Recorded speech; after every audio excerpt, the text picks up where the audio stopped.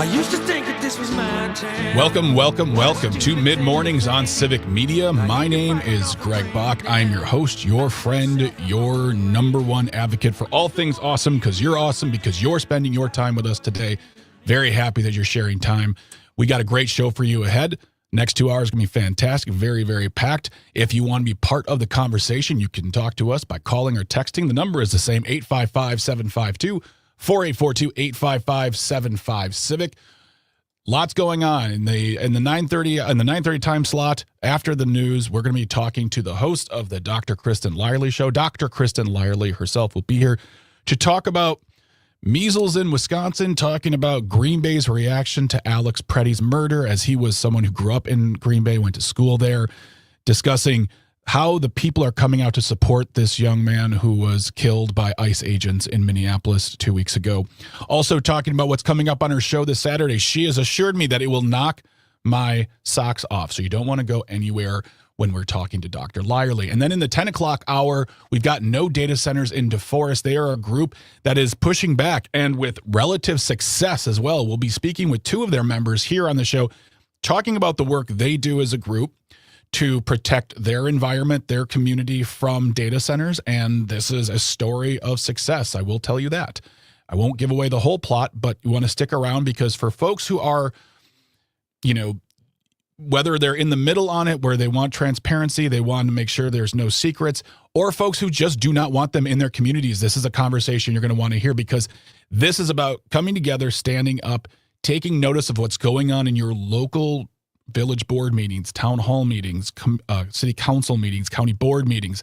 That is where the details lay. That is where the decisions are made, which directly affect you and your family and your loved ones and your friends and just the people around you.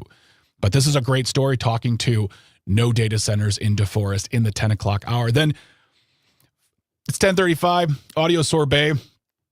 Calvin, I don't know if you know this. Calvin, by the way, is on the boards. He's on the ones and the twos. He's our guy, our tech producer. Good morning, Calvin. How are you today? I'm doing pretty good, Greg. How are you? I'm doing well. I'm doing okay. I'm doing well, okay, good. I'll say okay, well, okay, good. Throughout the day, that's how I operate. If I'm doing great, I'm not sure. I don't trust great right now with me. You never know, because it's like why is it great? Who's benefiting? Who is not benefiting? But I'm doing well. We're doing good. It's a Tuesday. It's getting sort of warmer out, but it's National Carrot Cake Day. I have a lot of opinions on carrot cake. I want to know if you do too, and not just carrot cake. I want to know, we're going back to the days of the food rules or the food thoughts, but what is a food that everyone else seems to really love that you just can't do? You're like, no, thank you. There's not a version of it. If someone pushes you a plate of this dish, you're like, and no, thank you. You should have asked me before you served up this trash. That's what we want to talk about in the 10:30 audio sorbet today. And then at the end of the show, it's a handy tip from Greg. Today, I'm talking to a sportsman, a pugilist, who had an interesting night this past weekend when in a boxing match. If you follow any sort of social media, you probably saw this, but just a handy tip for him from me. And if anything, I'm going to tell him to fully love himself, which I think he already does. But, a handy tip from Greg to round out the show. But it's going to be really, really great today. And again, really appreciate you all being here. And if you ever want to talk to us, 855-752-4842, 855-75-CIVIC. Leave a comment on that live stream. We are currently streaming on Facebook, YouTube, and the platform that we still call Twitter. And also, if you are on the go and you can't listen to us on terrestrial radio, or you can't watch us on the live stream, you can always listen to us, stream us on the free Civic Media app. Download it to wherever you get your apps. Put it on your phone, your tablet, your device of choice, and you can take us with you wherever you go throughout the world. You can stream our show. You can listen to the music stations. You can get your news. You can customize it to whatever you like. But right there, it's on the Civic Media app, free for you. As we always say, it's absolutely free.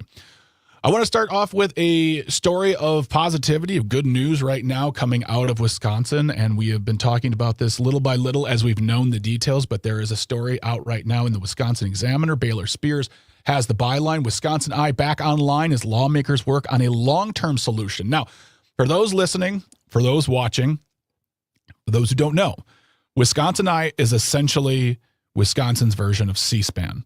It records the meetings. It records the discussions that are happening at the state capitol so we can watch them back, see what our lawmakers are talking about, see what they are proposing. They are used by individuals, by nonprofits, by lobbying agencies. A lot of lobbying agencies use this service. And 7 weeks ago, it went dark because of funding issues. And they had been scrambling for the past few weeks to take care of this problem because it is a matter of transparency. It's a matter of the people understanding what's going on because these folks there are elected officials. They are doing the work on behalf of us.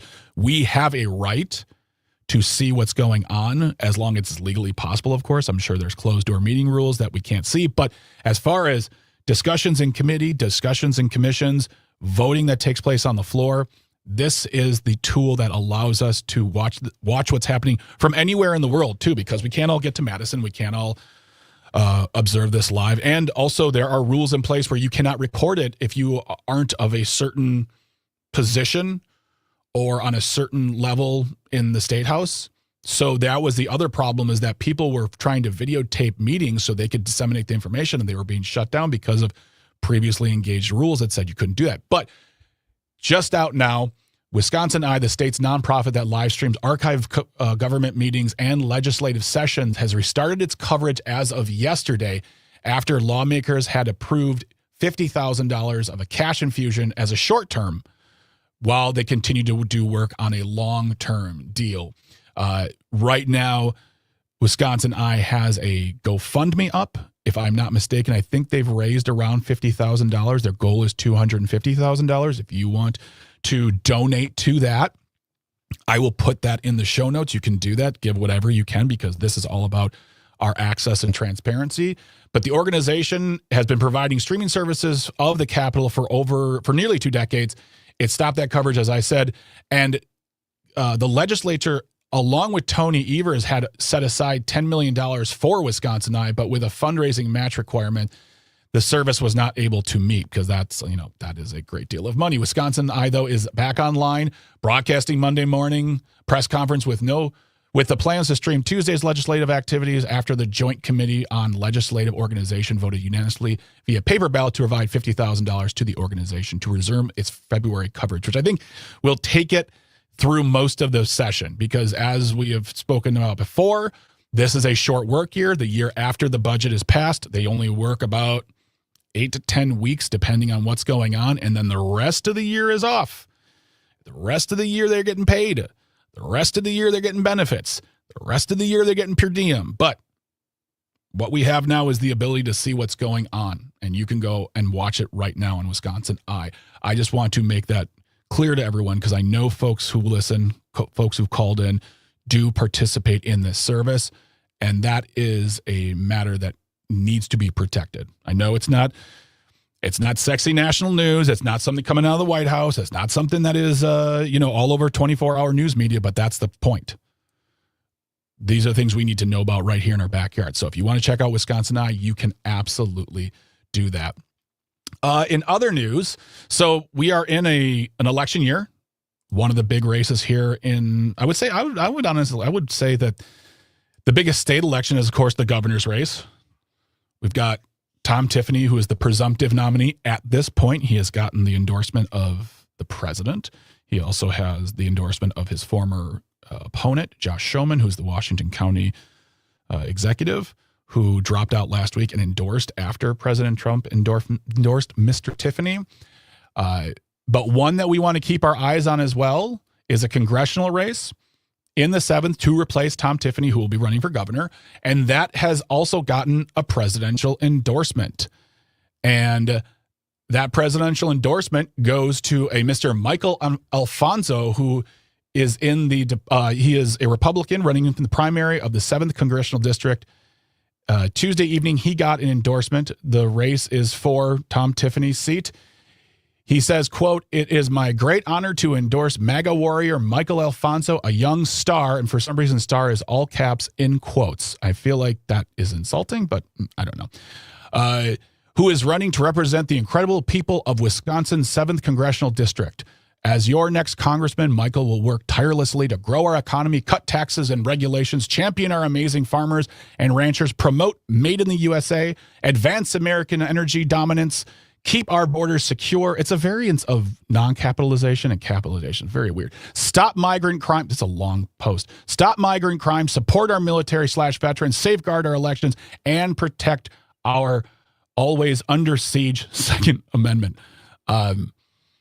I'm bringing this up because, as we know, right here in Wisconsin, we're looking at a ballot that's going to ostensibly kill DEI here in the state of Wisconsin. The president has spoken wildly about how DEI is terrible. Our Assembly Speaker Robin Vos has called DEI, quote, cancerous in interviews. And the reason why I'm bringing this all up is because they do not like DEI. They dislike DEI to the hilt. But one thing they really love is nepotism. They love nepotism, folks. And and the reason why is because Michael Alfonso is the son-in-law of Sean Duffy, former congressman here in Wisconsin, current Department of Transportation secretary. So Sean Duffy's son-in-law, married to his daughter, is running for Congress, has the president's endorsement. So really, when it comes down to it, I think it's important for us to find out more about Mr. Alfonso as well, because he's running for the job. We're going to look into all the candidates. I have a feeling that we'll be sitting down in the next few weeks and months talking to Dan Schaefer about a breakdown regarding all of the races here in Wisconsin. Michael Alfonso is one we should keep an eye on because he is the son-in-law of the current Department of Secretary. Calvin, I'm just discombobulated. He is the son-in-law of the Transportation Secretary, Sean Duffy. And I think that speaks a lot to the fact that he shouldn't think he just gets the job because the president likes him, because his father-in-law is in the cabinet. So I want us to find out more about this man. I want to find out all about the candidates. He is a 25-year-old. He announced back in October. He said the northern Wisconsin needs to continue to have representation who will truly put families, communities, and America first. He has worked as a producer for the Dan Bongino podcast, which is back on the air, by the way. Dan Bongino, who was the FBI assistant director, stepped down in January and is now back on the podcasting world. He says, I was born and raised with the traditional Wisconsin values of faith, community, and hard work, and now I'm ready to give back to the area that gave me so much. I've watched as the American dream has continued to slip away from the people who so deserve it. Alfonso says, I've seen the efforts of higher taxes and the increased cost of living on our families and our farms. I love when they throw farms in there. And the erosion of our constitutional rights. Well, Mr. Alfonso, you are in the race as of last year. You have the endorsement of the president. Your father-in-law probably put his hand on your shoulder and said, good job, son. But now you're in the race, and we'll be talking more about this, because if we don't like DEI, why do we like nepotism? Question I think we should keep on asking throughout the rest of this year regarding this campaign, regarding the election on the whole. But we'll be talking more about the news when we come back, and then a discussion with Dr. Kristen Lyerly, the host of the Dr. Kristen Lyerly Show, right here on Mid-Mornings on Civic Media. My name is Greg Bach. Don't go anywhere. Stay tuned. Stay close. I hope that road leads you home again to the world you want to live in.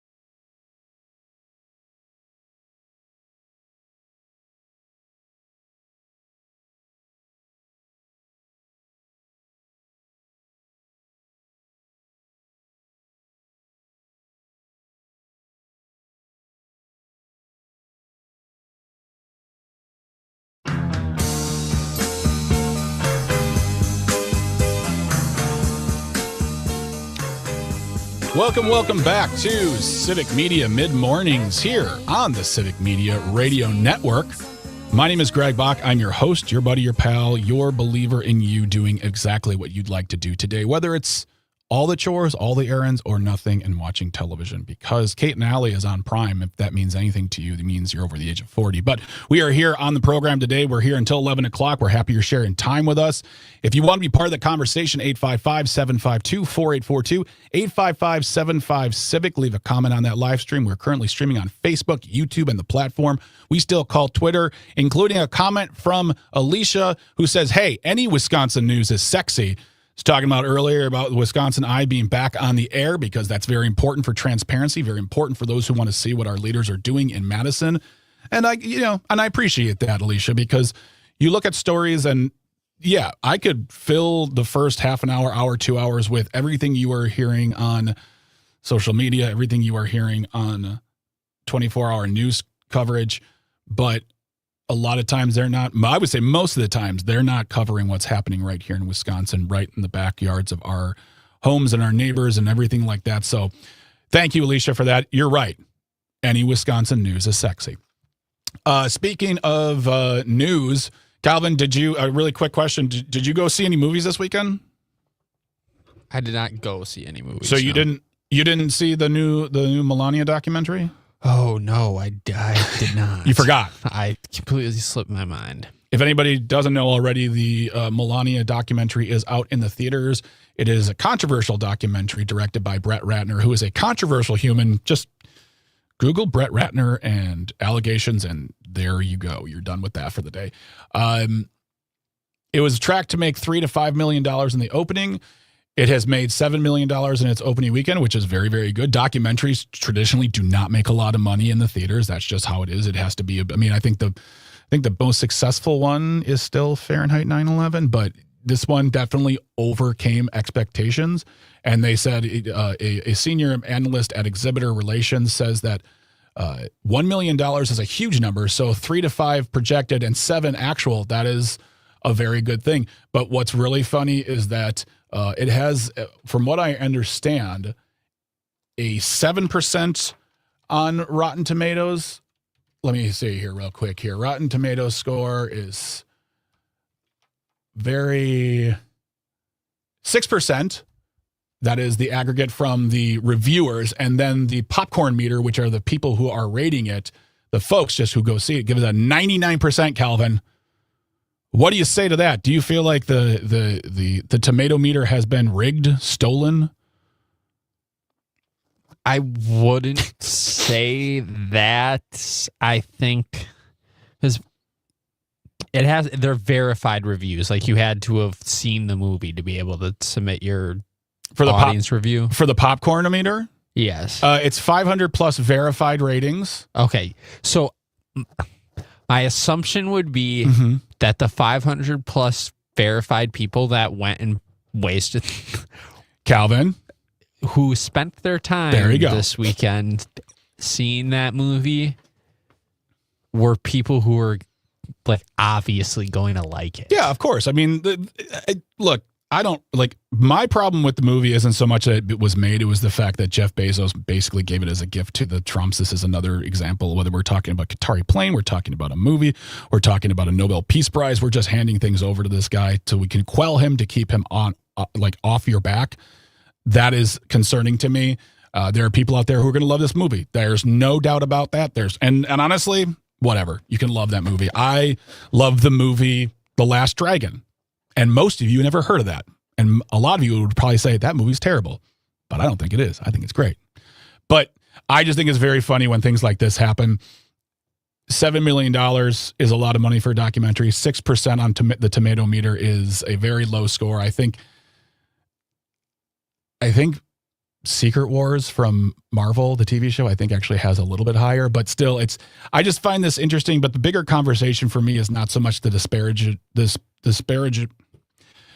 the different numbers. Calvin, it is a day. I'm discombobulated. I need Dan here to recombobulate the news and the world for me today. But the disparity between the tomato meter and the popcorn meter, I think is just funny. It's more of the conversation underneath.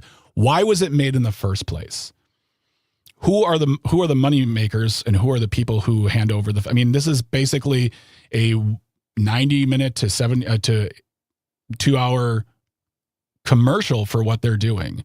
And I think that is the bigger problem. But this is Jeff Bezos. It's his money. It's his company. And, I just want to make people aware of what's happening. A lot of you probably already are, but I think it's still worth the conversation because throughout the year, throughout time, we always forget about these smaller things.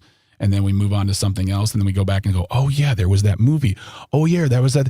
Oh, yeah, he destroyed the East Wing, which someone I was talking to, by the way, said the other day, like, I totally forgot. He completely demolished the East Wing. So these little things are all important to keep in your memory when we're talking about these topics and really making the case to folks who say, well, what's wrong with this? Well, it was given to them for free. And that seems like an ethical violation politically, morally, all those things. So sorry, I went off there, but I just found that I found the story funny. And the fact that it has a 6% rating is really, really funny to me. But before we get out of here and go grab some snacks and some water, I just want to talk about one really quick thing that we'll talk more about with Dr. Lyerly, and this is regarding Mr. Alex Preddy, who was murdered in Minneapolis a couple weeks ago by ICE agents. And he was a nurse. He was a community member. I looked after people. He took care of vets at the VA. And Milwaukee held a bike ride in his honor because he was a big bike rider, took part in a yearly celebration here in Milwaukee every year called the River West 24. But they got together this weekend to honor Mr. Preddy. We'll talk more about that, what Green Bay is doing in the wake of this, as well as measles are in Wisconsin. Dr. Kristen Lyerly joins us to discuss what to do and why you should do it right here on Civic Media Mid-Mornings. My name is Greg Bach. Don't go anywhere. Stay tuned. Stay close. In my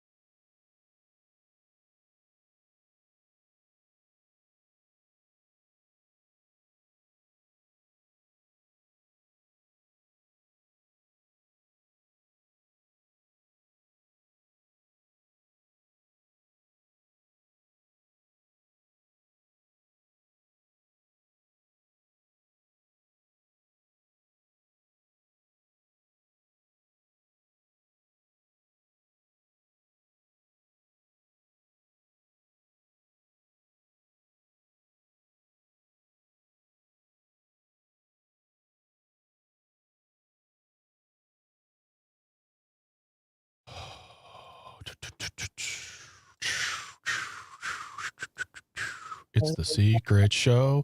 Secret Show. It's the Secret Show with Greg and Dr. Kristen Lyerly and Kelvin. Look at you sporting your pet Kreitlow look. Yeah, I'm in my Kreitlow era. So yeah, the show we're calling the show Civic Media Mid-Mornings. Very simple, to the point. That's what we're doing. Here's my take on it. Mid. Okay, all right. Well, I think it's great, and I am happy to be here, and I appreciate everything I'm being given right now. I'm so happy you're here too. I mean, honestly, and I hope my coworkers are hearing this right now. I don't really care what the title of the show is. I really do not care. I don't care if people were like, call it the Greg Bach Show. I don't need that. Call it this. I don't care. I do not care about the title. I care about being able to be here, hanging out with Calvin, hanging out with you, Tucker, the senior producer, doing really good stuff and trying to take the goals and the mission of Matt and Air on Air and further it, expand it, evolve it. Not to say it wasn't evolved already, but just, just always trying to do better. So, I know that you mean every word you just said, Yeah. because I know you as a human being, and I totally get that. And I'm teasing you. I know. Honestly, you can call this should be like, you can have the show, Greg. It can be yours forever, but it's called Greg Bach Sucks on Civic Media. And I'd be like, sure, that's fine. That's for me and my therapist to work out. So fine. That might get spiced though. I mean, attention. It's all about attention. This is an attention economy, Oh which my is God. why I offered mid, because that's a cool word. Although I don't think it has the meaning that you would like. Well, also, I mean, it's like when a band releases an album where the criticisms are right in the title, and you're like, oh, we shouldn't have done that. Oh no, we shouldn't have called it that. So yeah. All right. When we come back, I'm going to kick it off and put you back in the waiting room, reset the show, introduce you properly, and then we'll talk about your program, and then we'll get into Green Bay reactions, things you're seeing up there. And then we'll move into, I feel like that between that and measles is going to be the whole thing. So We will flow. we will indeed. All right. 30 seconds, my friend. It's wonderful to see you as always. You too. Mwah. All right. Mwah.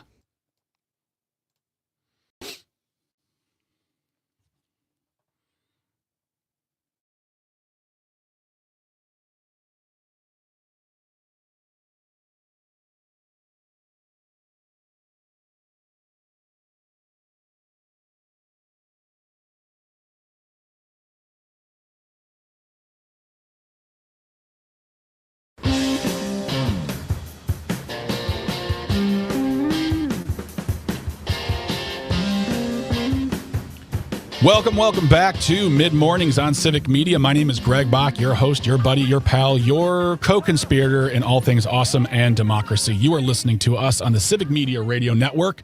If you want to be part of the conversation, give us a call. Shoot us a text. It's the same number, 855-752-4842, 855-75-CIVIC. Leave a comment on that live stream. We are currently streaming on Facebook, YouTube, and the platform that we still call Twitter. Still ahead after the 10 o'clock news, we have No Data Centers in DeForest. It's a group up there in DeForest, Wisconsin that's doing some great work with great news, especially for those folks who want to protect their communities and environments from data centers, which are here in Wisconsin. It's a hot topic. It really blew up last year. We were talking about it almost every week now on this show. And No Data Centers in DeForest is a group that's working very hard and achieving their goals in protecting their community and as well as their environment. But they'll be here after the 10 o'clock news. It's Audio Sorbet. It's National Carrot Cake Day. What other foods are trash that you don't like that everybody loves? Sorry, I'm going right on saying carrot cake is trash. It's a message to me that you don't know me, and you certainly do not like me.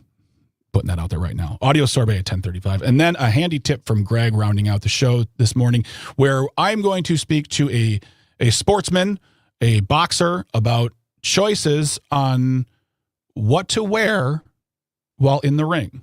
I promise you it will be fun, and it will be enlightening, and it will be positive, because I believe you should just live your life and journey your journey. Speaking of journeying our journey, we're journeying to our first guest, who's not just a guest. She is a colleague. She is a host. But more importantly, she is a friend. She is my doctor. She doesn't know that. It's Dr. Kristen Lyerly, host of the Dr. Kristen Lyerly Show. I know, Dr. Lyerly, you're, quote, an OBGYN, and that probably can't make me your patient, but you're my doctor, and that's just how it is. So good morning, Dr. Lyerly. How are you today? I like carrot cake. Well, that's been Dr. Lyerly. Have a good day, everybody. She is I fired do. from the show. I actually love carrot cake, and now I'm Okay. really hungry, and I'm thinking about where, because I don't have time to bake one, so where can I get a good carrot You got cake 4 from? kids. Make them bake one. Yeah, actually, they're much better cooks than I am, but I'm a better baker than they are. Well, there you go. I mean, that's. Oh, what's the music in the back? Oh, hold on a second. Hey, Google. Stop. We don't have the clearance for that. I don't know why Google just does that. I wasn't even listening to that before. Google's sassy. Google's always listening. They're all always listening. Period. That's just how it is. I told my wife like 2 years ago that I wanted to look at maybe getting a smartwatch, and I'm not kidding you, for the next 6 months. That's all it was on my phone, smartwatch advertisements. And I'm like, this is too much. But what we're here to talk about, more importantly than my weird commercials on social media. First of all, let's talk, like, you are the host of the Dr. Kristen Lyerly Show, which is on every Saturday from at noon, correct? Or Saturday and Sunday at noon across the Civic Media Network and wherever you get your podcasts, and on YouTube at Dr. Kristen Lyerly. There you go. And it's not just, you don't just talk about medicine. You don't just talk about healthcare, which are two things you deeply, deeply advocate for, as far as like healthcare access, healthcare for folks who need it, regardless of your political background or your class background. But also your show talks to community leaders. So tell us a little bit about the show, as well as what you want to share now, what you got coming up? You said it would knock my socks off. I do. I'm so excited about our show this weekend. Oh my gosh. Yeah. It is. It's so healthcare, politics, it's all together, especially women's healthcare. Yeah. You know, orthopedic surgeons, cardiologists, they don't have to deal with the political interference that we have to deal with. And then when you look at healthcare on a greater level, it's economic. It affects the way that we live our lives on so many different levels. So we talk about all of those little things, the social determinants of health, how clean water makes a difference, how the people you elect makes a difference. So it is so much more than just healthcare. And Greg, this week, guess who my guest is? It's me, folks. You're welcome. I'm here to talk about Lego. What's up? Who's coming on? It is the co-founder of The Daily Show, Liz Winstead. Oh my goodness, she's amazing. She's so funny. Is she still, is her group still Abortion AF? Yes. And they're the Abortion Access, it's not fund, Abortion Access. I'll come up with it and I'll get you the contact info. They do incredible work in that sphere. In addition to all of the work she's done, I mean, she was also a co-founder of Air America, which laid the groundwork for all of this progressive talk. She gets how we use comedy in these really dark times to get messages across to people who otherwise aren't listening and aren't paying attention. And I mean, let's be honest, even for those of us who do, it makes it that much more entertaining, and it makes us able to cope with so many of these things that are happening. So it was such a fun interview. She's brilliant. And I have this feeling like hopefully we're going to be doing some work together in the future.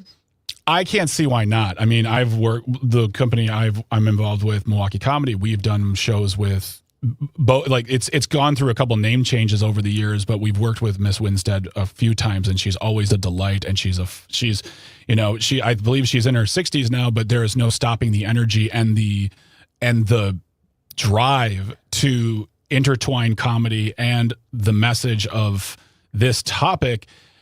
And that has been her thing for decades now. And I just want to bring up really quick, you said before she is a co-creator of The Daily Show.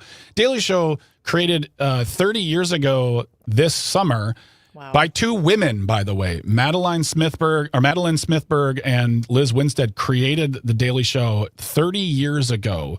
And it's changed funny because the face of how we interpret, how we consume political information. And to a certain degree, who we will accept information from too. I mean, and the conversation of comedians as influencers, comedians as that's a hot topic for me personally. But I feel that who Liz Winstead is now and has been for a long time is what The Daily Show eventually became. Because in the beginning, it was very parody. It was very just like, no one was going to The Daily Show for the first 6 years for the news. And it was after 9/11 with Jon Stewart where everything changed. And I feel like, that is how we found this ability to take the hard pill and wrap it in sugar and jokes and swallow it down and try to find out more about it. But that'll be amazing. So that will be on Saturday and Sunday at noon on the Civic Media Radio Network. If you can't catch it live, you can always go back and download it by going to civicmedia.us/shows. Look for the Dr. Kristen Lyerly Show. You can find it there. Or you can subscribe to it as a podcast. That way it will be automatically uploaded to your phone, device, whatever it is, every single time. But that'll be an amazing discussion. Very much looking forward to that for you. She also talks about how the Daily Show came about, like how she got the idea, and then goes into like, oh, and then I discovered Rachel Maddow and like all of these things. And I'm like, are you kidding me? Abortion Access Front is the name of her organization. She also has a podcast, Feminist Buzzkill. Oh, by the way, Abortion Access Front used to be called the Lady Parts Justice League. Yes. Which is one of my favorite things ever. Yeah. If you're just joining us on Civic Media Mid-Mornings, we are talking to Dr. Kristen Lyerly, who is the host of the Dr. Kristen Lyerly Show, as we just said, every Saturday, Sunday, noon on the network. What's very funny is that like when you talk about the Air America portion of it all too, is a lot of those folks, you know, Mark Maron came, he was a stand-up comedian, but he also roots in Air America. Tom Hartman, who is on the network, who will be following us from 11 to 2. Rachel Maddow. I mean, it really like Air America is an interesting story, but after the fall of it, how some of these voices disseminated into the mainstream consciousness of where we are at here and how we consume our information, and how a lot of them come from, you know, Mark Maron, Sam Cedar, come from comedy and know how to present it in a way that is both informative yet entertaining, never losing the informative edge or credibility of it all. But let's move on to something that I think that, you know, we've been talking about, of course, since it happened, the murder of Mr. Alex Preddy. And the reason why I wanted to have you on the show was because he has a tie here to Wisconsin. He grew up in Green Bay. He went to school in Green Bay.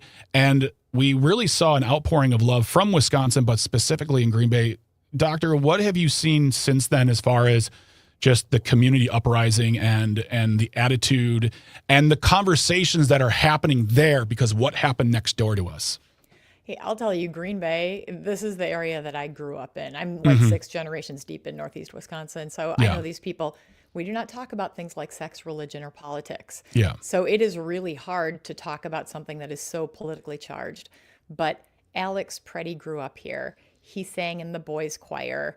He went to Preble High School. And this community is struggling with how to put this together and remember him in the way that we know he was, a good, kind human who stood up for the underdog, who was an athlete and a theater kid and liked everybody. You know, he didn't do that thing in high school where you were just part of one group or the other.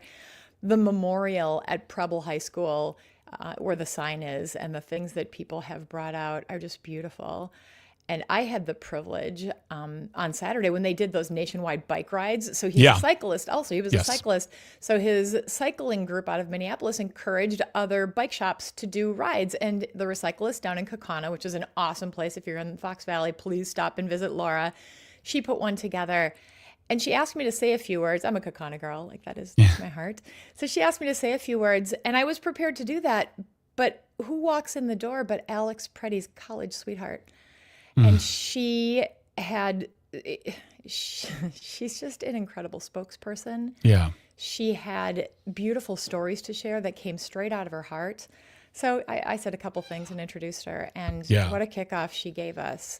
And what joy we gave her back as she is trying to figure out her way through this and working with Alex's family and figuring out the legal response and the community response. You know, there's so much ugliness and polarization associated with what literally was a state-sanctioned execution. I mean, if anybody has objectively looked at these videos, like, this is not how police work. I can tell you, police don't wear masks. They identify themselves and they de-escalate. And this was clearly an escalation.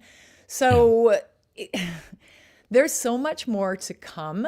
And it is our obligation as citizens, especially citizens who knew Alex, who understand what's happening here, to tell the truth about what's going on and to make sure that we don't forget about this, because this is a long game. This is going to last. The courts don't turn over quickly. This is going to be years in the making, and we are all going to be part of this. I think, you know, we had Mark Becker who on the show last week, who is the host of Rational Revolution, also on Civic Media, talking about the fact that this has to bring up the conversation of, where do you stand conversation, but one that says like, look, these things are happening and it's okay to have doubts and have questions. It's okay to sit down and have a conversation.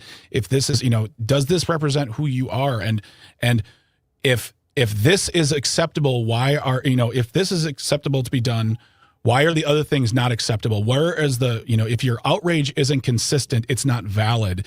And if you're not outraged about Alex Preddy being murdered, if you're someone who says, don't tread on me, then this should be something that sends you to insanity. But if it doesn't, then you have to question your own beliefs. And it's all about like sitting down and talking to people in a very meaningful way. And like you said, in communities that don't talk about these topics, but we're going to keep talking about these topics, including the measles are here in Wisconsin, and we need to discuss that because again. But yeah, more with Dr. Kristen Lyerly, host of the Dr. Kristen Lyerly Show here on Civic Media, Saturdays and Sundays at noon. You're listening to Civic Media mid-mornings on the Civic Media Radio Network. Don't go anywhere. Stay tuned, stay informed, stay close.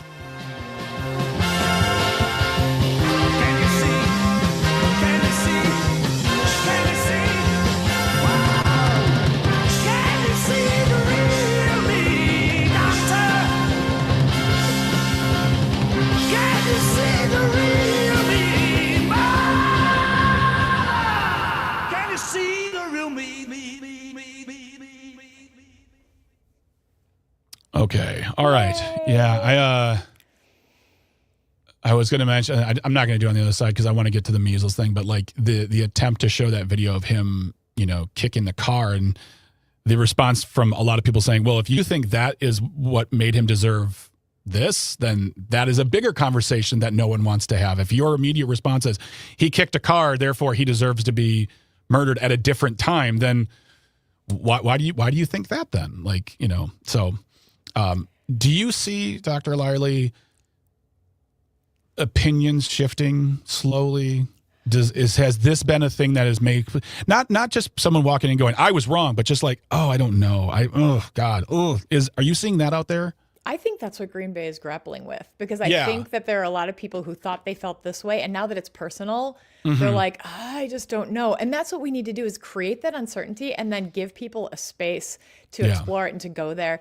A friend of mine was telling me that there was a protest up in Door County, and one of the dads who was like, he's, I don't know, probably in his 70s and has been a hardcore Republican. She said he was at the protest, which nobody expected, and he was openly weeping. Yeah. And the thing is, these people, there are so many people who are good and they just are locked into this thing. I think, and I think, what you just said, I think is important too, is like, what I would love to is to get people to a place where it doesn't have to happen to someone you know or love or care about. It has to just happen because Alex Preddy has people in his life who knew and loved him. So those are, the empathy. It's more about the empathy of it all. Like, I don't want ICE agents to be, harmed. I want them out. I want them to not be around. I don't get down on like, retaliatory type things. I just want justice and due process, and I want them to be removed, and I want a lot of them to go to therapy, but that's a different conversation. Yeah, have you heard about the bonuses, the bonus structure for ICE? Yeah.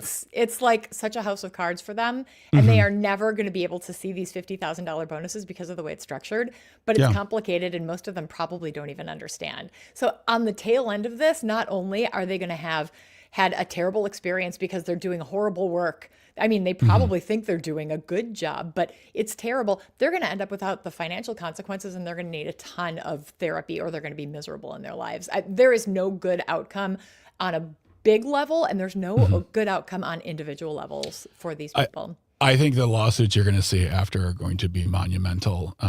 They should be. They should be. Yep. But I mean, if that's where we have to fight this battle in court, if we need a new set of the Nuremberg trials in order to bring this horrible administration to justice, then we'll do that. But that is not going to begin to touch the economic damage that they have done to this country and the long-lasting failure to maintain relationships, sensitive relationships. Yeah. All right. We come back in 15. Okay.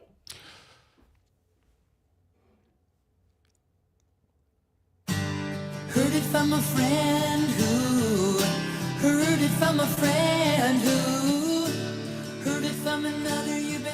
Welcome back to Mid Mornings on Civic Media. My name is Greg Bach. I'm your host, your buddy, your pal. All things you need, especially if you need help moving, I'll help you move. You are listening to us on the Civic Media Radio Network. We are here until 11 o'clock. We are happy you're sharing time with us. If you want to be part of the conversation, call or text 855-752-4842, 855-75-CIVIC. Leave a comment on the live stream. We are live streaming on Facebook, YouTube, and the platform we still call Twitter. Still ahead, we have no data centers in DeForest, talking about what looks like big wins for them and for the community. We're talking more about the topic of data center secrecy amongst meetings and what you need to know when these agendas come up and what you need to read about, because this isn't happening on national levels. These are happening in your town meetings, county board meetings, city council meetings. It directly affects you. That's where you need to go to find out more. But we'll talk about that in the 10 o'clock hour. Then it's National Carrot Cake Day. I'm already getting pushback on this from all sides.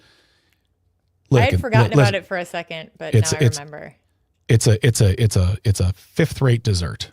Oh. Disgusting. But I want to know more about your thoughts on carrot cake. Also, just a food that, thing is, nobody has said they dislike it. I'm the only one right now. So if there's a food that everyone else likes that you don't like, I want to know. I mean, it's solidarity. Even if I love it and you don't, we still come together with that commonality that we know when food is terrible. But I'm just right now, like the nuts and the raisins and the cream cheese frosting. Yeah, you lost me at nuts and raisins. All of it. Boom. Just make it hearty. Oh, I could eat that for dinner. I might eat that for dinner tonight. Thanks, Greg.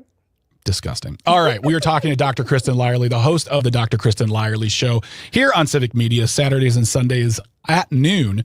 You can also catch up if you go to civicmedia.us/shows. You can download the episodes, listen to them anytime you want, especially all the shows. You can find a lot of programming there, tons and tons of shows going back months and months to, get your fix, get your need, get your beak wet, if you will. But we were talking about Green Bay, their reaction to the murder of Alex Preddy, and the hard conversations that we are having in these towns and cities, especially here in the Midwest. And if you listen to the Secret Show on the live stream, we were talking deeper about what's going to be happening after the fact of, the financial tumult, the psychological and possible lawsuits, because, the way they've structured the bonuses for these ICE agents are very hard to reach. It's almost like a pyramid deal where you have to get two friends and then they have to get two friends. And these people are going to walk away going, where's my money? And they'll say, sorry, read your contract. Mm-hmm. I mean, that's how they did it. They lured them in with good money and people said, I can do that. And now they're going to be left with a terrible reputation, and the 50 grand probably won't be coming to them. Isn't that correct? Everything is a bait and switch with this administration. Yeah. Everything is a bait and switch. And that's where Trump's genius really lies. He is an amazing marketer. He can sell you anything, but anything usually means nothing. And people, whether it's Trump University or Trump Steaks or buildings in casinos in New Jersey, people are then left holding the bag when he takes off with all the dollars. That's going to happen in all of these situations as well. So just wait and see. The consequences are going to be there. But we need instant gratification. We need to know things right away. So we'll forget some of this. So try not to, because and that's what I talked about earlier, is like keeping these things in our memory throughout, especially throughout this year during the election.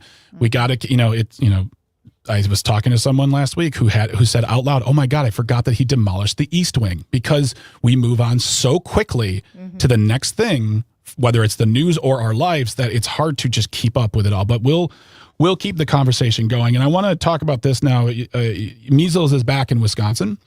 There have been cases detected all over the state. And I just, we've talked about this many times. This was gone. This is preventable. And our vaccination levels are low here in Wisconsin. Tell me your thoughts. I know what they are, but I just want to hear them. We have some of the lowest vaccination rates for measles in the country. I think we're either the lowest or second lowest for kindergartners. That's how bad it is. And it's because of the Walker administration. They allowed an exemption just because you wanted an exemption. So kindergartners and kids for 15 years have not been getting the standard recommended measles vaccine, even though we know that it works and it's safe and it's evidence-based. And if you can have a conversation with your healthcare provider, you should, because this can prevent incredible consequences for young kids, things like brain infections, pneumonia, and even death. So measles vaccines, we know, are safe and effective. That's the first thing I wanted to say. The second thing that's really important is it's so hard to know where to get your health information right now.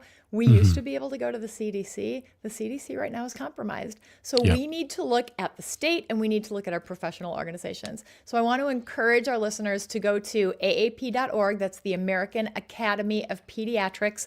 If you have questions about vaccines, if you have questions about childhood diseases or children, how to take care of children, that's your resource. And the Department of Health Services here in Wisconsin, when everything went to the state, so did all of that good information. So DHS here in Wisconsin has that information that we as healthcare providers are using to help take care of our patients. We had an outbreak in Oconto a couple months ago. Now there's a case in Waukesha. There's a case in Madison. Measles spreads like crazy. There will likely be more cases. Just give it some time. Really quick before we get out of here, Tiffany from River Falls listening on WCFW says, should we get our child's measles booster early if they aren't 4 years old yet? You should talk to your healthcare provider and figure out where they land on the vaccination schedule. The American Academy of Pediatrics has that all on their website. We'll have all of that in the show notes as well, so you can go there if you want to ask questions, contact them to get, accurate and trusted advice on this. But as always, trusted advice from Dr. Kristen Lyerly, host of the Dr. Kristen Lyerly Show here on Civic Media every Saturday and Sunday at noon. This weekend, listen to it. Liz Winstead, co-creator of The Daily Show, is your guest. Dr. Lyerly, thank you so much for being here. I always appreciate your time, your energy, and your advocacy, and your friendship. Yeah, I love you, Greg. I love you back, and we'll talk to you hopefully sooner than later. When we come back, we're talking to No Data Centers in DeForest about the good work they're doing in their community and how you can learn more about what's happening in your meetings with your leaders in your part of the woods. Don't go anywhere. You're listening to Civic Media Mid-Mornings on the Civic Media Radio Network. My name is Greg Bach. Stay tuned, stay informed, and stay close.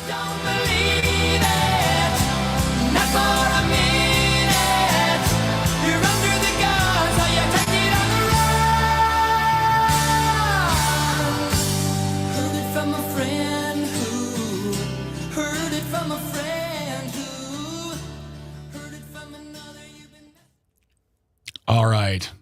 Fun fact, my mom has seen REO Speedwagon, I think, nearly 10 times. And it's funny because she would go see them at state fairs, county fairs, wherever they were playing in Milwaukee, and she loved it every time. And then the last time she saw them, she goes, I'm never seeing them again. I'm like, what happened? They played after an Admirals game, and they only played new songs. And she's like, I don't want to hear these songs if that's what they're doing. I'm like, well, Mom, that's where they can do that. When they come to a county fair, or nowadays they'll play probably even bigger places, but they'll play the hits again. They're not going to forget where their bread is buttered. But yeah, this was a post Admirals game. Of course, they're going to play some new songs. You can tune a piano, but you can't tune a fish. That's true. Very true. Doctors have said that over and over again. You can't tune a piano, but you can. No, I don't know comedy. That was their big album, like in the 80s. They were so genius. Yeah. I definitely sing to that exact song in the car every time. I don't think anyone doesn't. I think that is a fist-pumping, barroom, cover band jam that you know you're going to get people off their feet and up and, yeah. And then they're going to be like, play Brown Eyed Girl. Like, we're done for the night. Get out of here. So, all right, Dr. Lyerly. So you are still home doing your thing, convalescing, and it's gonna be a while. Okay, well, maybe I'll make the trek up to you then, because I think I need some Dr. Lyerly hangout time. It's important. We do. I know we do. Yeah. So we'll figure it out. All right, I will talk to you soon. I'm going to put you back in the waiting room. You can turn the camera off. I just want the stuff to upload, so don't leave the stream yet. When you do upload, I'll just remove you and you'll be good to go. But you are done, my friend. Have a good rest of your day. Sounds good. Mwah. I love your face. I love all of you. You're great. I miss you all the time, and I will talk to you later. Okay, bye. Bye. Good morning, Trisha. How are you today? I'm good. Thank you. Oh, now I can see what I look like. Oh, now you can see what you look like. There you go. Wonderful, wonderful. And then Winona will be joining us as well, or is it just you today? As far as I know, she is. Perfect. All right, great. When she gets here, we'll bring her in. We'll give it a few minutes before I'll give the spiel, because we got about 4 minutes. This is a long break with the news, but it's going to be great. It's going to go real fast. I don't know how many of these y'all have done, but yeah, it's just going to be a good conversation. I'm very much looking forward to this, because for me, I've been, we talk about data centers weekly now. Wow.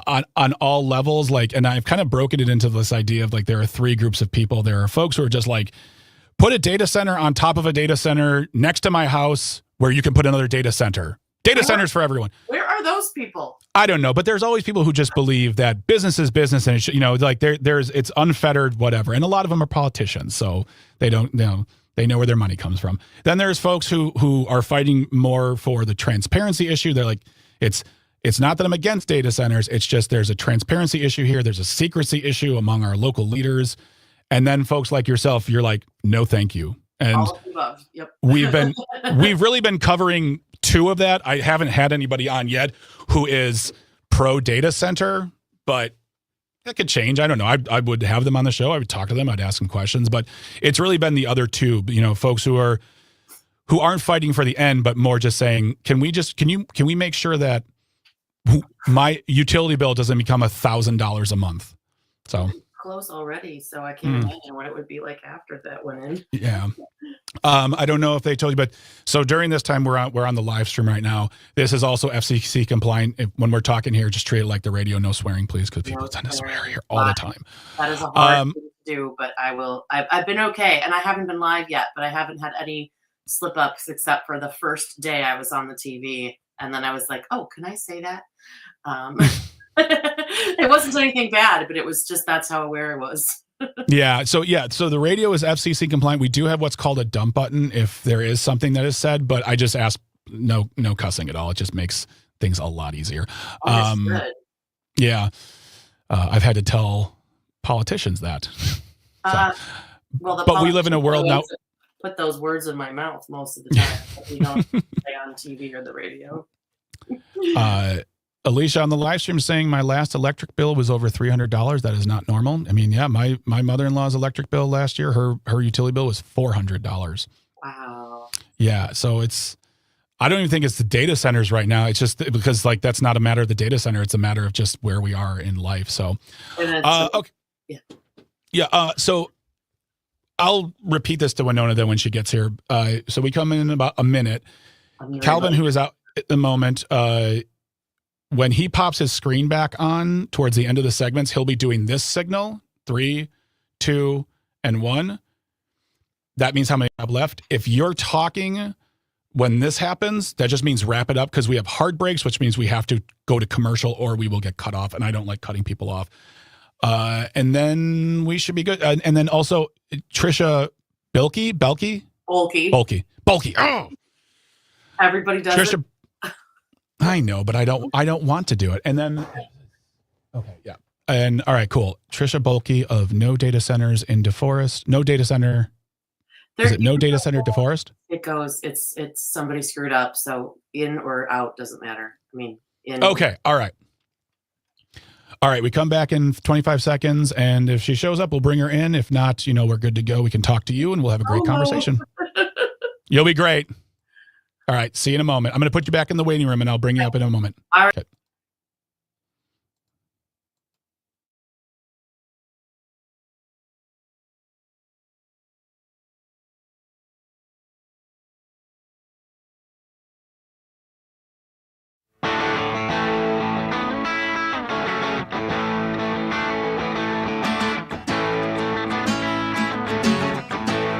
I used to think that this was my time. Welcome back to Civic Media Mid-Mornings here on the Civic Media Radio Network. My name is Greg Bach. I am your host, your buddy, your pal, your confidant in all secrets. I tell no one what you tell me. But we are here today with you until 11 o'clock. We are happy you're sharing time. If you want to be part of the conversation, 855-752-4842, 855-75-CIVIC is the number, whether you're calling or texting. You leave a comment on the live stream. We are currently streaming on Facebook, YouTube, and the platform we still call Twitter. Still lots ahead, including a discussion about desserts, carrot cake, and why you're wrong if you like it. Just putting it out there. My show, I get to say what I want. It's trash. But today is National Carrot Cake Day. I want to know if you like it or not, and is there maybe a universally loved dessert or food that you just like, no, you're all wrong, and this is terrible. But we'll talk more about that at 10:35, and then we'll wrap the show up with a handy tip from Greg. Today I'm talking to a boxer who may just need some advice on when and when not to wear a certain type of hat. If you saw the news, you know exactly what I'm talking about. That's all coming up in a little bit.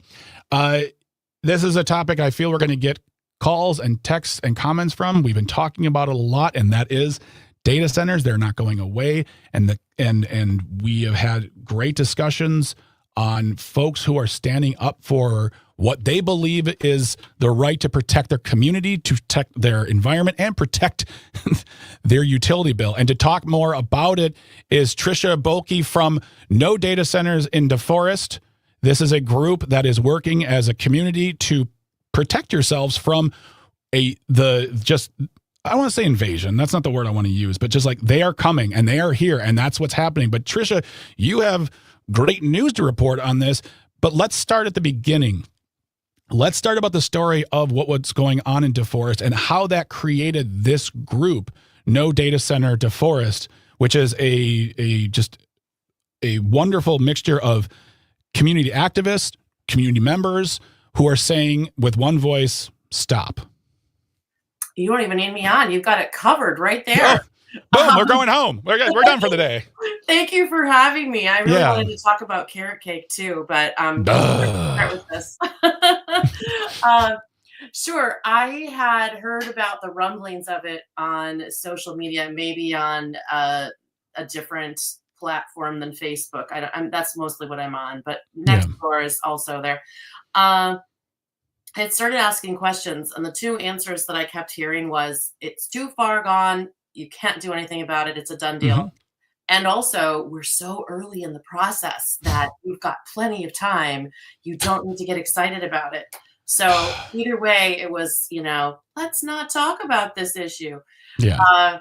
I ran into a wonderful woman, Rhonda Meinholz, she lives in Vienna. Mm-hmm. And she was at my board meeting in DeForest, and I'd already been trying to get people talking about this, but didn't really know. She came and started talking about the data center, and I was immediately on Messenger on my phone trying to find her and message her, and that is how it started. It was a conversation that we had at this meeting, and she had already kind of hooked up with a couple other people. One who Sean was going to be on here, and he couldn't make it today, but he lives across from the proposed site. And then another woman, Nancy Roth, who lives on the other side of it in Dane. And I pulled a couple other people in from people I knew from doing the recall here in DeForest on Bill Landgraf, which was kind of what really got me forward into politics since, our buddy Scott Walker years and years ago. Which, by the way, he is responsible for what's happening in Wisconsin. I'm not sure if you're going to be talking about that, but he's the gift that keeps on giving. I can say that on the radio, right? Yeah, of course. So anyway, we started talking. We got this group of 5 of us together in Rhonda's living room, and every week since then and thereafter, every single day, I have been talking to a group of about 8 or 10 people on the regular who pulled everyone else into this army, and now we're up to over 4,100 people on our Facebook group. And a couple of things. For the folks who don't know, give us an idea of where DeForest is in Wisconsin, too.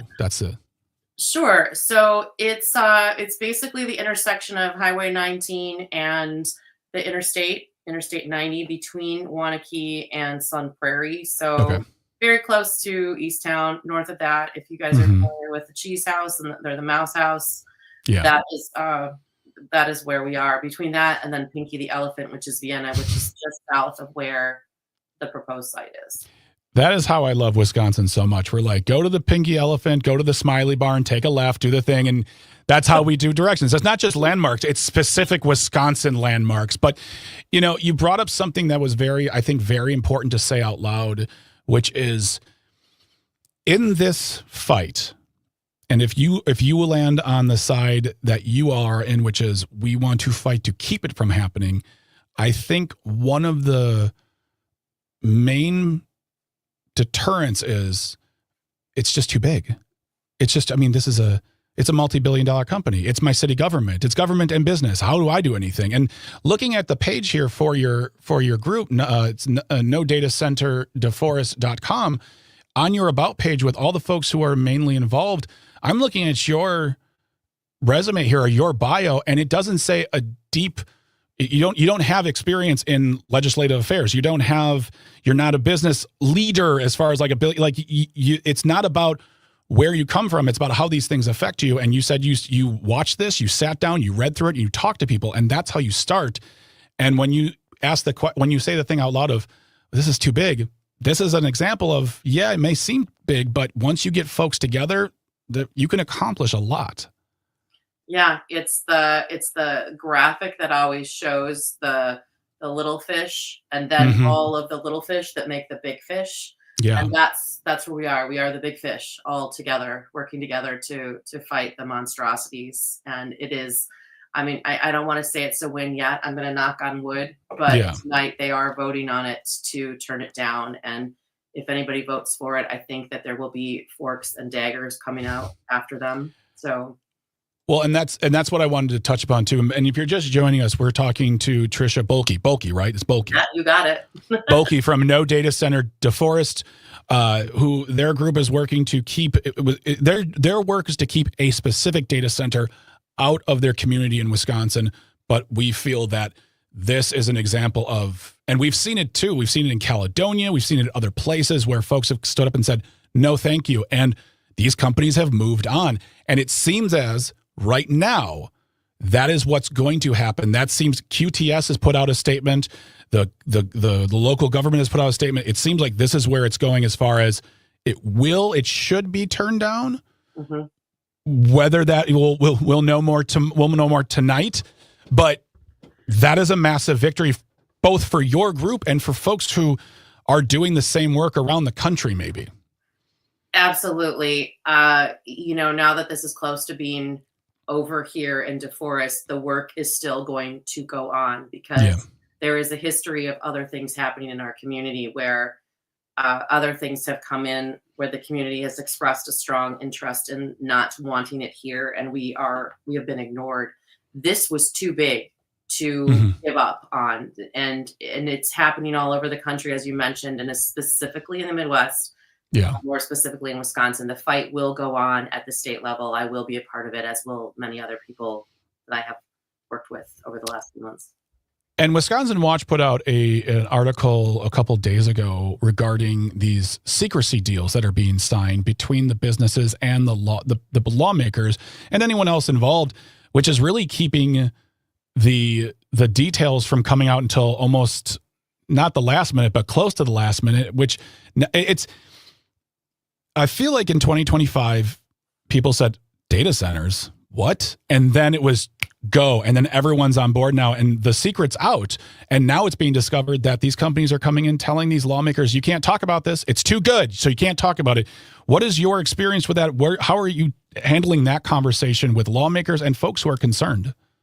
That is a great point. Ironically, there were no non-disclosure agreements that we were able to uncover, and they wouldn't have been able to tell us that much at our local government if that had happened. The NDAs were signed by the landowners. They were not signed by us. We don't know about Alliant. I know that ATC, they have signed some, and that is part of why we didn't know. But don't let that fool you. Just because they don't sign those, doesn't mean that some stuff is happening behind the scenes. You really need to start paying attention now if you haven't already, because if we keep turning these down, they're going to keep finding other communities that are going to be blindsided if they're not paying attention. And I want to talk more about that with you on the other side of the break. But what I want to come to right now is what do you, in your community, we see a lot of folks who are, we have lives and they have a lot going on. And we were saying it earlier, it's easy. I can flip on 24-hour news networks and I can find out exactly what's happening in Washington, D.C., exactly what's happening in New York, Los Angeles, wherever the hot news is coming out of the big city. And not so often these issues are being talked about. What was the opinion you were hearing from people who either went from not knowing to, wait, what now? Like, what was the evolution of the conversations of informing folks exactly what was happening in your community and how that would impact them? Oh gosh, that is a loaded question. It's been such a blur, Greg, that I can't even go back and remember some of it.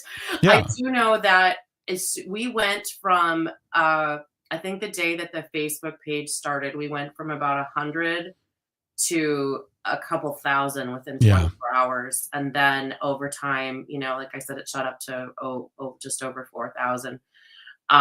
People were so upset about it and so scared of what DeForest has traditionally done behind the scenes without us knowing, that they were paying attention as soon as we brought it to them. And then they shared it widely, and they were open and ready to show up at meetings. And we got people to talk that had never spoken before in front of a meeting. You also touched on it earlier before we started recording, I think, about the fact that people, they were really concerned about the environment and their electrical bills. So that was a big thing. We did get a comment from Alicia on the live stream saying regarding electric bills, right, as it stands, whether you have data centers or not, they're expensive. Her electric bill was over $300. My mother-in-law's was over $400. And, it's something to be, I feel like it almost had to hit the pocketbooks for people to really take notice and explain it in terms of these data centers will cost you money that you probably don't have right now, or you can use for other things.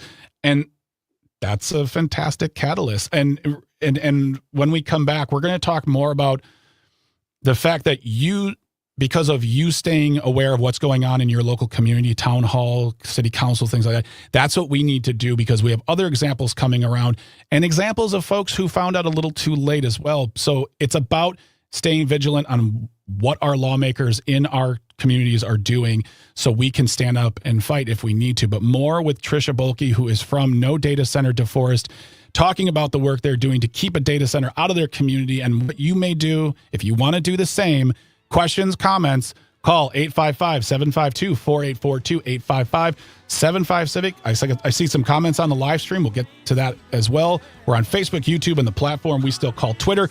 More to come on Civic Media Mid-Mornings. My name is Greg Bach. Stay tuned, stay informed, and stay close. Lead you home again to the world we want to live in. To a world you want to live in.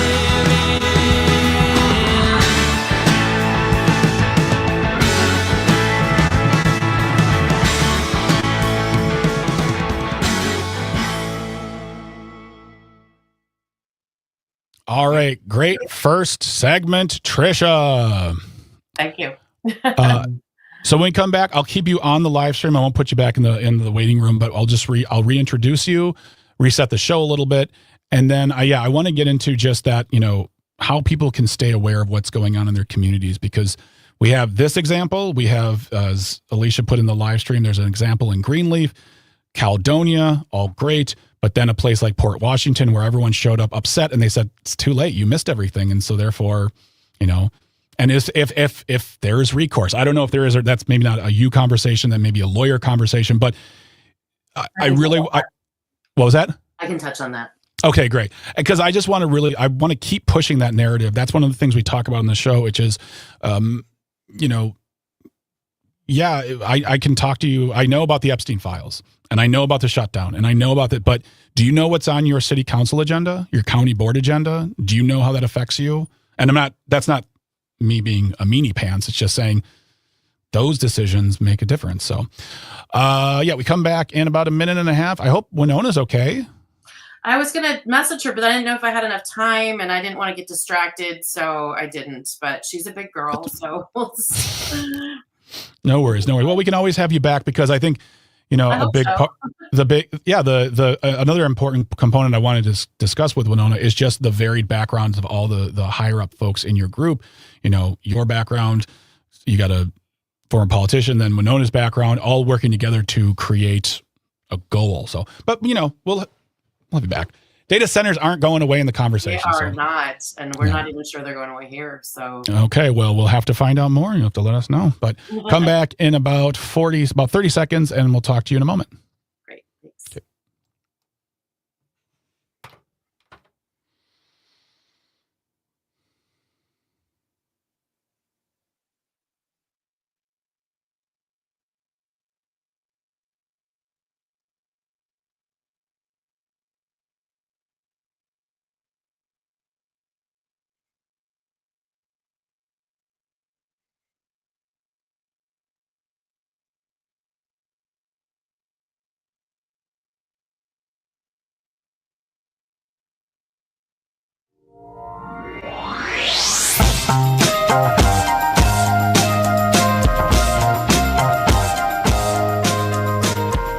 Welcome back to Civic Media Mid-Mornings on the Civic Media Radio Network. My name is Greg Bach. I'm your host, your buddy, your pal, your confidant, your believer. I believe in you, and I'm happy you're here today sharing your time with us. Lots still ahead, including a frank and honest discussion about carrot cake. It's National Carrot Cake Day, so I want to know your feelings. If you disagree with me, that's fine. You're wrong. Point is there also a food that's generally universally loved that you're just saying, no, thank you. No, thanks. You can always be part of that conversation, 855-752-4842, 855-75-CIVIC. Leave a comment on the live stream. We're Facebook, YouTube, and the platform we still call Twitter. If you want to leave a comment about what we're talking about right now, that would be great. We are speaking to Tricia Bolke from No Data Center DeForest, a group of community-minded folks from all different backgrounds working to specifically keep a data center out of their neighborhood, out of their community. And as we see right now, it's on the precipice of this being a victory for your group because they are going to vote on it tonight. It seems as if QTS has said thanks, but no thanks. They've written a letter. It seems like everyone's in agreement that this will not be happening, but you will know everything this evening, correct, Tricia? Yes. Okay. Now, the thing I want to get into in this final part of the discussion is something that we're going to keep talking about forever because it's important. And that is the fact that, we know what's going on in Washington, Atlanta, Los Angeles, New York. It's in the news all the time. Everything's happening. Minneapolis. We want to know what's happening there. I'm not saying it's bad not to hear that news, but it is very important to stay up to date on what's going on in your community. And that's where local journalism really comes into play, whether it's the stuff we're doing here at Civic Media or your local newspaper. But knowing what is on the agenda of your town hall, village hall, city council, county board, that's where the real work that directly affects you happens. And Tricia, can you speak more to that as far as how people can get involved in just being aware of it? Because again, people are busy. They got kids, they got school, they got lives, jobs, 2 jobs, 3 jobs, and they may see it again as a daunting task. How do you do that? Like, where do you go just to start all right, I want to know what's on the agenda. There we go. I just want to know what's happening. Yeah, so that can be really hard depending on how forthcoming your local government wants to be. Yeah. And how talented they are, because our website is really hard to navigate, and we have to do a lot of proactive on our end, which seems like it should be more on the other side of things. We have to do the work to find that out. I would say that most people probably don't have as an amazing boss as I do. And my boss happens to live in DeForest as well. So that was helpful that I had a lot of time to do this, but I know most people don't. We are starting to talk about how to move forward with this now that it took all of us a lot of time to get in front of this. If you're in a different place, unlike Port Washington, who I give a lot of credit for, because if they hadn't been there before us, if Janesville hadn't been already talking about this before us, if Beaver Dam hadn't been doing this, I don't know that we would have been able to get in front of this as well as we could. Yeah. So for other people, we want to pay it forward. We don't want them to have to go through this. We're talking about how do we get together, manage this, and then not put as much time into it as we are now, where it's more of a monitoring situation. So you get out there, you make maybe a one of those groups where you can put a couple people in this slot, a couple people in that slot, a couple people in this slot at various board meetings to keep the rest of you in the loop. It just takes a little bit of dividing and conquering, I think, to stay on top of things. And there's a statewide group that you can join, pay attention to, that we're developing. Definitely, I would say anybody on our team would be willing to help you if you need some help trying to get started.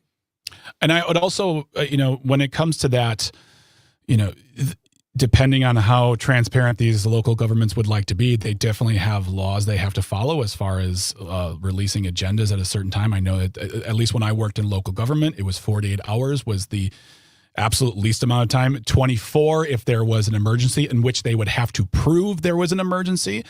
In local government, people love to question that all the time. But also as far as who represents you and who are your leaders and who you may have or may not have voted as your voice in your local government, you can go to myvote.wi.gov, put in all of your information. It will give you everything from the president of the United States down to your dog catcher if you still vote for them.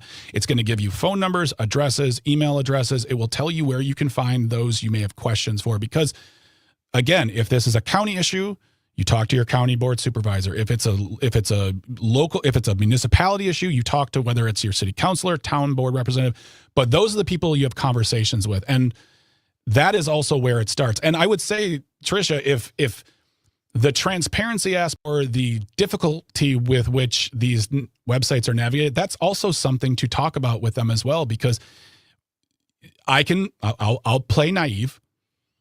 Sometimes it's a concerted effort. Sometimes people just don't know how to design a website, but it's also about saying out loud, we need the information. So following up on these agendas, talking to your local leaders, and as you said, getting together with like-minded folks and forming a group that has a goal in mind and you can see things happening. Really quick before we go, you mentioned Port Washington. That is a story that developed where the folks found out, they showed up, and essentially the leader said, sorry, it's done. What is a recourse for anyone or for them in this situation? We only have about 30 seconds, so make it fast, make it brilliant. Make it brilliant. I don't even know what the question was in there. I was like, what are you going to tell us about Port Washington? You might have to repeat that for me. If I only have like 10 seconds now, I might not even have time.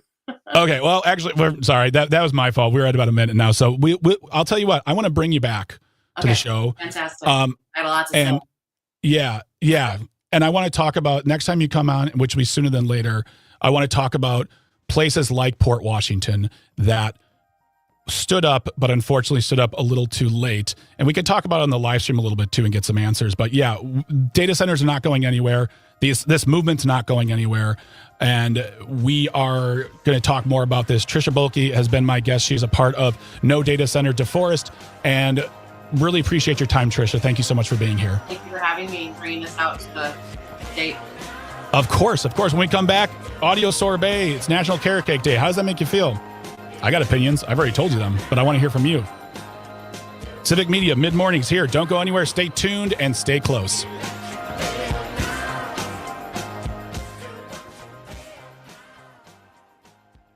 All right. Yeah. Sorry, but the 7.5 minute segment is so tricky sometimes because it's like you get like two solid questions and you're like, I want to talk about one more thing. But we could talk about this right now because we have a few minutes. And then I want you, like I said, I want to bring you back and we can bring more folks from the group back. If there are people out there listening who are in the same spot as Port Washington where they found out a little too late, what is your advice, thoughts on that? Sure. So you still have some time to at least put parameters on, put the pressure on to make them accountable to how they can make it so that, if this happens, this is what happens. Can you get a community center out of this? Like this is, that might be like wishful thinking, but I mean, think big. What are they going to do? They'll come back, negotiate you with whatnot. But once you've already started down the road, you've at least moved the needle a little bit, that you have tried to be there, you've tried to be present, you've tried to do what you can do. You can ask for some things to happen. And if if your government cares about you at all, they will think about those things and put those in place. And from a political standpoint, it looks good for the politicians and the businesses. They can say, "Oh, look, it's the Big Energy Co. Little League Park or something like that." I think that's a good plan. And we'll talk more about that as we know more, because we want you to update on what happened tonight. And if it's great, I'm very excited. If not, then it's about folks who might be facing primaries this year, maybe. And recalls and ethics violations, and those are possibly in the works right now. So we want to get through tonight though before we make any solid, claims. All right. Well, I will talk to Tucker, my senior producer. You were speaking to him during the conversation beforehand, and we'll talk about getting you back on the air very, very soon to discuss this further. But Tricia, thank you so much for your time. Sorry for the abrupt question, then being like, nope, sorry, but we'll bring that up when you're here on the air again. So what's going to happen next is I'm going to put you back in the waiting room. Okay. You can turn your camera off. You are done for the day. I'm just going to let the audio and visual upload to the stream, and it's HD quality. but you don't have to do anything else. And then once that is uploaded, I will simply remove you from the stream, and you're good to go. Okay. Thank you, Tricia, so much. Have yourself a wonderful day. You too. Thanks for having me. Yep. Bye. Bye.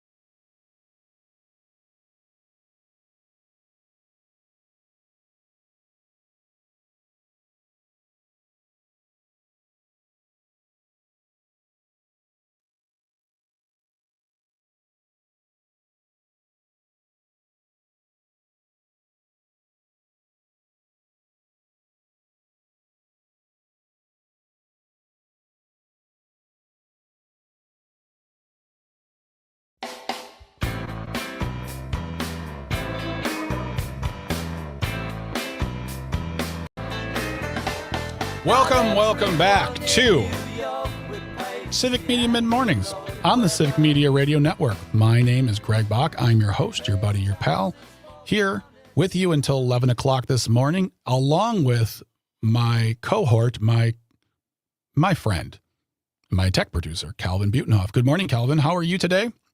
I'm hanging in there, Greg. How are you? I'm doing the exact same. There's, lots going on in the world. We're trying to cover as much as humanly possible, but we got to do this together, and we're going to have fun together now more than ever. And if you're planning on sticking around with us after the show, that's great. Tom Hartman is here from 11 to 2, and then John and Gordy in the afternoon from 2 to 5, and then Pete Schwaba with Nightlight from 5 to 8. Wonderful programming all throughout the day. If you can't catch us live on the radio or watch us on the live stream, you can always listen to us via our app, which is the Civic Media app. It's absolutely free. Download it and put it on whatever device you use for that. You can listen to us all over the world. You can get your news. You can call. You can text. You can reach out via voice message here on the app, and we can listen to that. If it's FCC compliant and relatively fun, we'll play it here on the air. But yeah, you can always stay up to date with the goings on by downloading the free Civic Media app to your device. Tomorrow, we got a really good show for you, I believe. I believe it is. I believe all of our shows are good, Kelvin. I think they're all wonderful. We'll be speaking to Cam, who is a writer for Toned, discussing ICE in Minneapolis and stories that they write regarding on what to do in those situations. And also, possibly, right now I'm teasing it, a discussion with Senator Tammy Baldwin of Wisconsin about the partial shutdown in the government, which we really haven't covered a lot because it's like it's a partial shutdown. It's hinging on funding.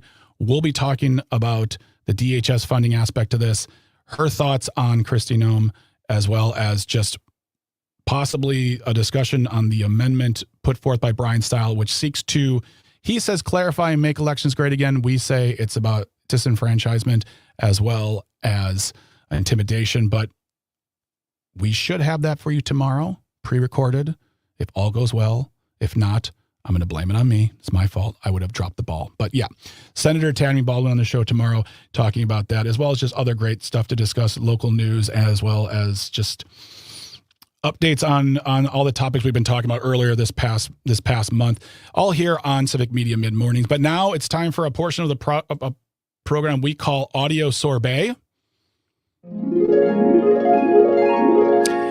I don't know if you have it ready, Calvin, but this also might just be with a side of audio gripe.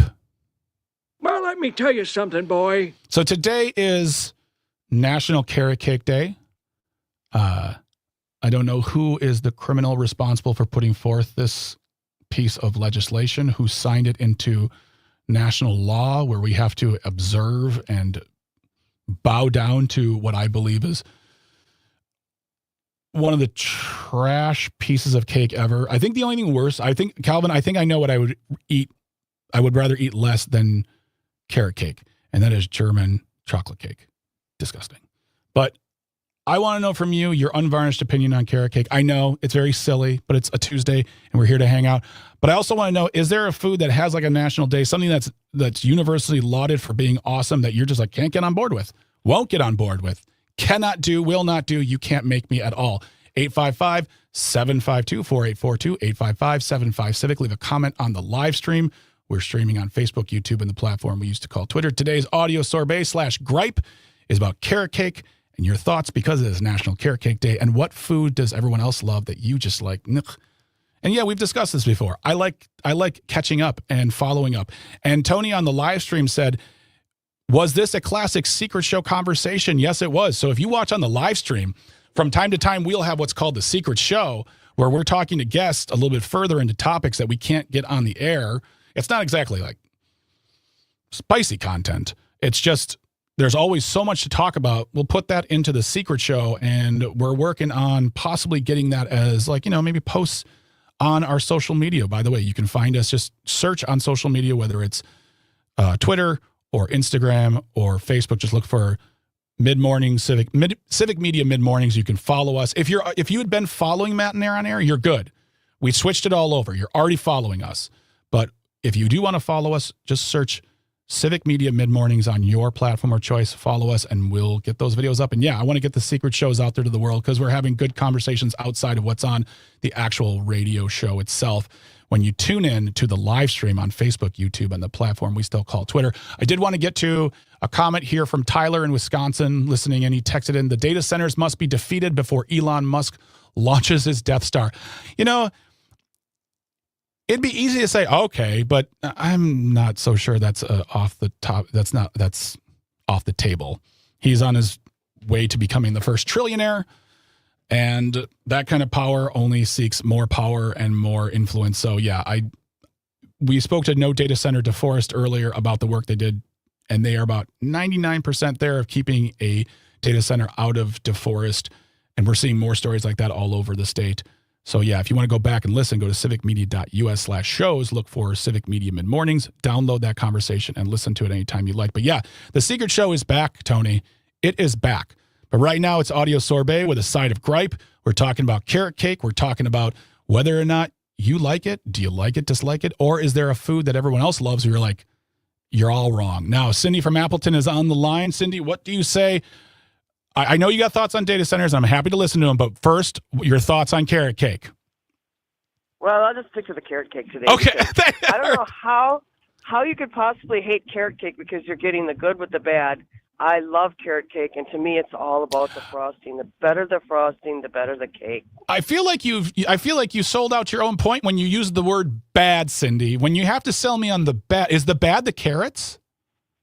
No, all the other junk. The carrots, the good Oh, stuff. okay. All right. I wasn't sure, because I love carrots. I'll eat carrots. I'll make a cake-shaped structure of just carrots.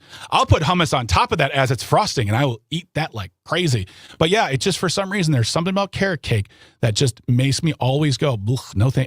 It's like when you see oatmeal raisin cookies instead of chocolate chip, you're like, oh man, it seems like That seems like bait and switch to me. But thank you so much for calling in, Cindy. Look, if you like it, you love it. This is my thought always. More for you. That's what I say. Alicia on the live stream says, you know what? You and I may not agree on carrot cake, but I still think you're awesome, Greg. I think you're awesome too, Alicia. She also says Quick Trip has amazing, has delicious carrot cake. And Jenny says, C. Adams Bakery at the Milwaukee Public Market has a fantastic carrot cake. All right, I'll take. That's all for you to figure out and to listen to and to go out and do your thing. I'm happy to be the person who gets the information to you when it comes to desserts. And Tony also says Quick Trip has the best carrot cake. All right, well, there you know, they're everywhere. So you can find carrot cake right now if you'd like. Ali from the Northwoods is on the line. Ali, good morning to you. What is your opinion on carrot cake or a food that everyone else loves that you're just like, no, thank you? Well, I do love carrot cake, but I will no thank you on macaroni and cheese. And there is a National Macaroni and Cheese Day, although it's debatable what day it is, but it's in July. Calvin, can you do me a favor and look up National Macaroni and Cheese Day? I just want to find this out. I'm fascinated by that statement, Ali. Why don't you like macaroni and cheese? Was it an experience, or are you just like, no, I can't deal with this? I dislike macaroni. We had too much macaroni when I was a kid. I see. Macaroni and cheese is just over the top. Would you eat it if, okay, so go with me on this one. So my wife, she likes to make a, quote, macaroni and cheese, but she doesn't use macaroni. She uses different pastas. Usually she'll use the big tubular ones, and I can't remember the name off the top of my head, but it's not macaroni. It's a different pasta selection. Would you eat it then? Probably not. Probably. Okay. All right. Ali. Spaghetti. Ali, I get it, and I respect it. I understand that completely. Thank you so much for calling in, Ali, on that. By the way, National Macaroni and Cheese Day is July 14th, which is actually the birthday of one of my bestest friends in the entire world. So that's amazing. Thank you so much for calling in, Ali. Tony on the live stream says National Macaroni and Cheese Day should be every day. I don't disagree with that, but I do think that once a week. That way you can celebrate different versions. I feel like every day, then you might need a break. But I would say every week we celebrate one version of macaroni and cheese. And it doesn't have to even be macaroni. It can be what you would like to consume your cheese products with. Also, Tony is a big fan of carrot cake. So I guess we're done being friends. Jill on the line, Jill on the text line listening in Oshkosh on WISS. Love your show. Well, Jill, I love you too. Thank you very much for listening. I appreciate you being here. Carrot cake is the best. Making one now. I feel like she's making that because of me. I said, I don't like it. She's like, well, I'll show him. Person I just gave really nice compliments to, and now I'm being like, carrot cake's the worst. Well, Jill, I'm sure yours is amazing, and I'm sure it will go quickly, and I'm sure that people are very excited because they're like, wait, Jill's making a carrot cake? Her famous carrot cake?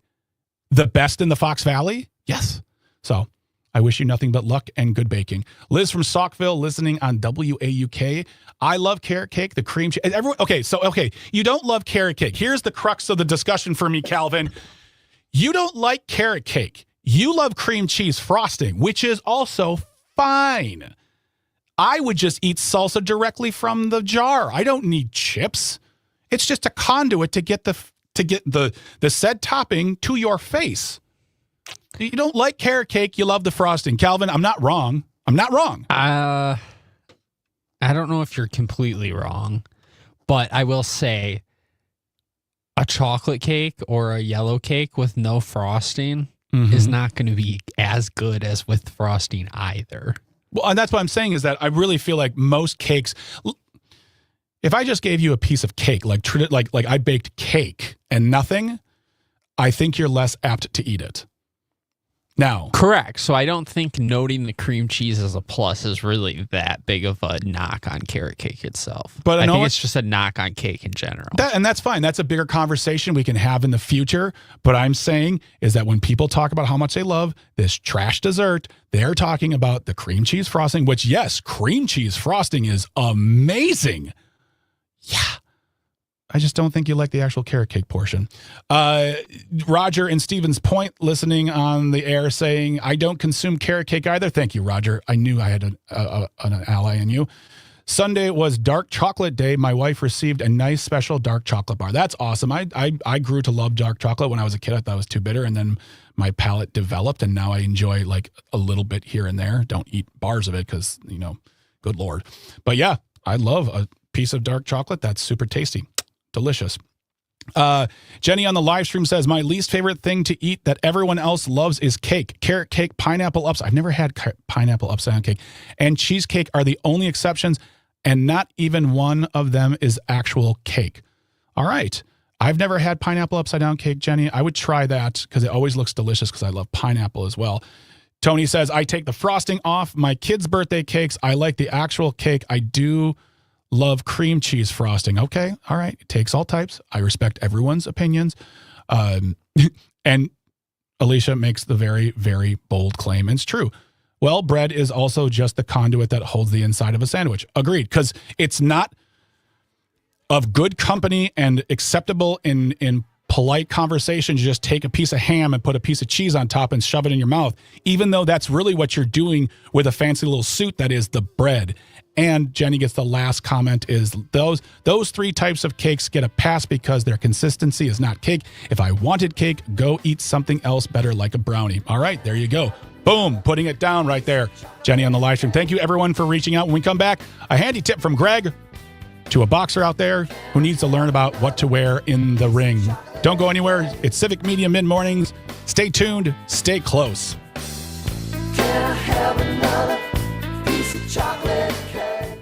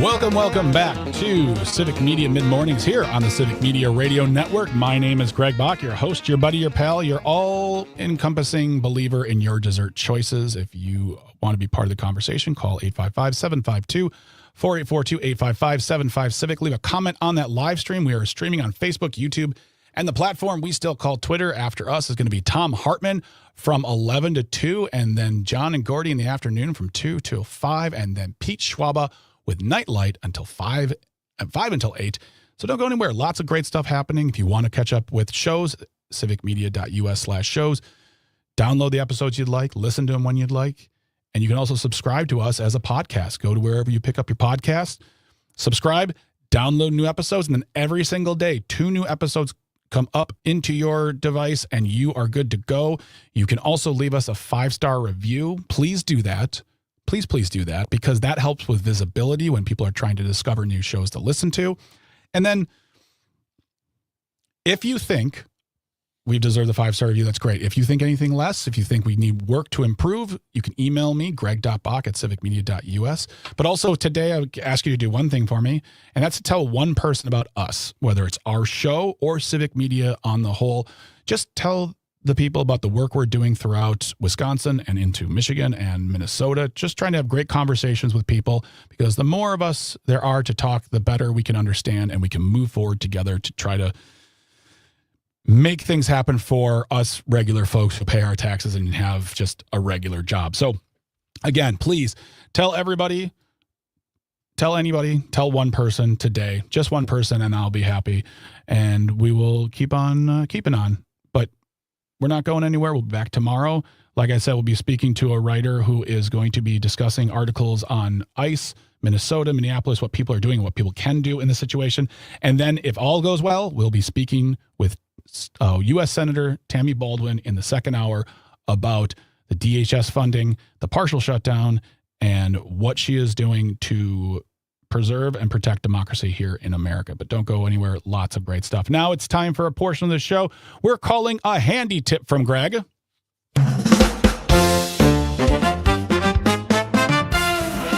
If you ever have a situation where you'd like to get a tip or some advice, you can always email me, greg.bach@civicmedia.us. Again, Greg, Greg.Bach, B-A-C-H, @civicmedia.us.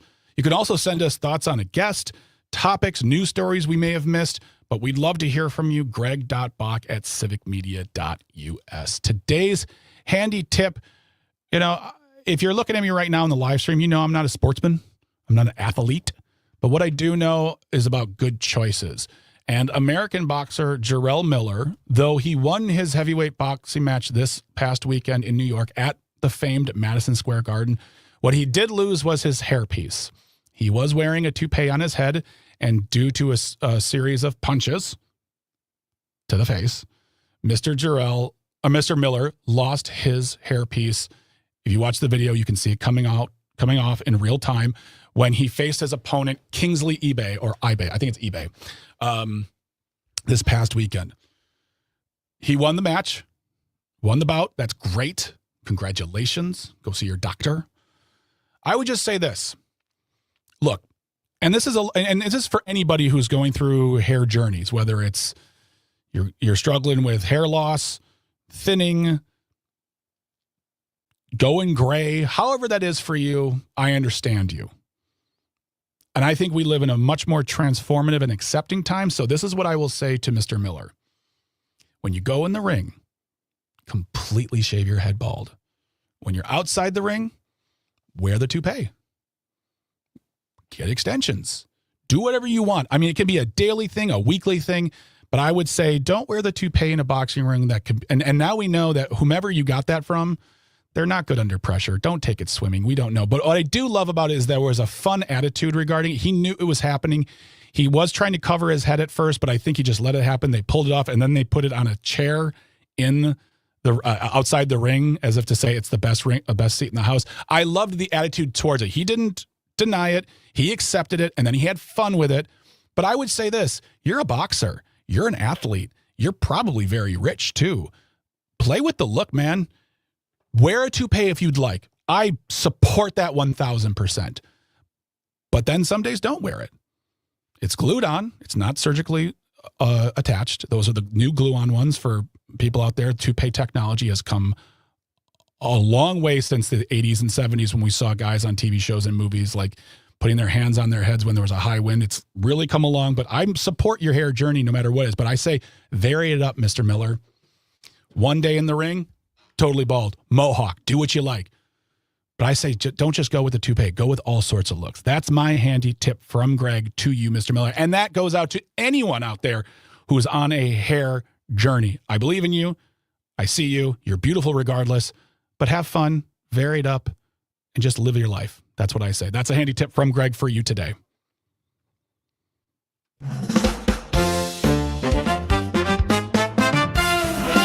All right, folks. Calvin, did you have a fun time today? Did you learn a lot? It was about the friends we made along the way?